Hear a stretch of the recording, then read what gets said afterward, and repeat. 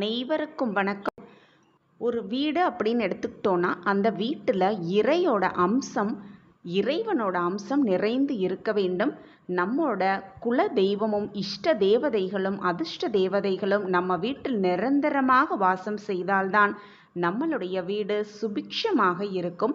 அப்படி நம் குல தெய்வம் நம் வீட்டில் இருப்பதற்கான 5 அறிகுறிகளை வைத்து நம்ம தெரிஞ்சுக்கலாம். அப்படி நம்ம வீட்டில் பூஜை செய்து முடித்த பிறகு இறைவனிடம் நம்ம பிரார்த்தனையோ வேண்டுதலோ வைத்த பின்பு நம்மளுடைய காதுகளுக்கு ஏதாவது ஒரு ரூபத்தில் ஒரு நல்ல செய்தி வந்து சேரும். அந்த நல்ல செய்தி நம் வீட்டில் இருப்பவர்களுக்கு நடக்கக்கூடியதாக இருக்கும். அப்படி இல்லைன்னா மற்றவர்களுக்கு அது நடக்கக்கூடியதாகவும் இருக்கும். எப்படி இருந்தாலும் ஒரு நல்ல செய்தி நம் காதுகளுக்கு விழுந்தால் குல தெய்வம் நம் வீட்டில் இருப்பதற்கான அறிகுறியாகவே அதை எடுத்துக்கொள்ளலாம்.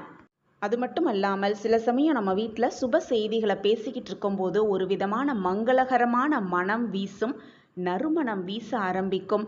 அப்படி இருக்கும் பட்சத்தில் நாம் தொடங்க போகும் அந்த நல்ல காரியம் எந்தவித தடையும் இல்லாமல் முடியும் அப்படிங்கிறத உணர்த்துவதற்காகத்தான் அந்த நறுமணம் அப்படிங்கிறத எடுத்துக்கிட்டு குலதெய்வம் ஆசிர்வாதம் நம் வீட்டில் இருக்கிறது என்பதை முடிவு செய்து கொள்ளலாம்.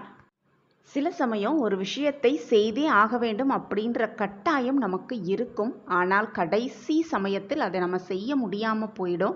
இது குலதெய்வம் அந்த செயலை செய்ய விடாமல் நம்மளை தடுத்திருக்கிறது ஏதோ ஒரு காரணத்துக்காக அப்படிங்கிறத முழுசாக நம்பணும்.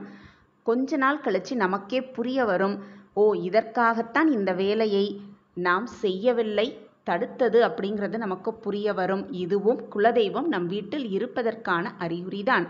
அது மட்டும் அல்லாமல் நம்ம கஷ்டப்பட்டுக்கிட்டே இருக்க சூழ்நிலையில் அப்படி ஒரு சந்தர்ப்பத்தில் ஒரு விடிவு காலத்தை இறைவன் காட்டிக்கொண்டே நமக்கு இருந்தார்னா நிச்சயமாக குலதெய்வம் இஷ்ட தெய்வம் நம் வீட்டில் இருக்கிறது அப்படிங்கிறது முக்கியமான அறிகுறி. இந்த பதிவு உங்களுக்கு பிடிச்சிருந்ததுன்னா லைக் பண்ணுங்கள், ஷேர் பண்ணுங்கள், அப்படியே ஒரு கமெண்ட்டையும் போட்டுருங்க. உங்கள் கமெண்ட் தான் எங்களுக்கு மிகப்பெரிய ஒரு ஊக்கமாகவே இருக்கும். மீண்டும் ஒரு புதிய பதிவில் பார்க்கலாம். நன்றி, வணக்கம்.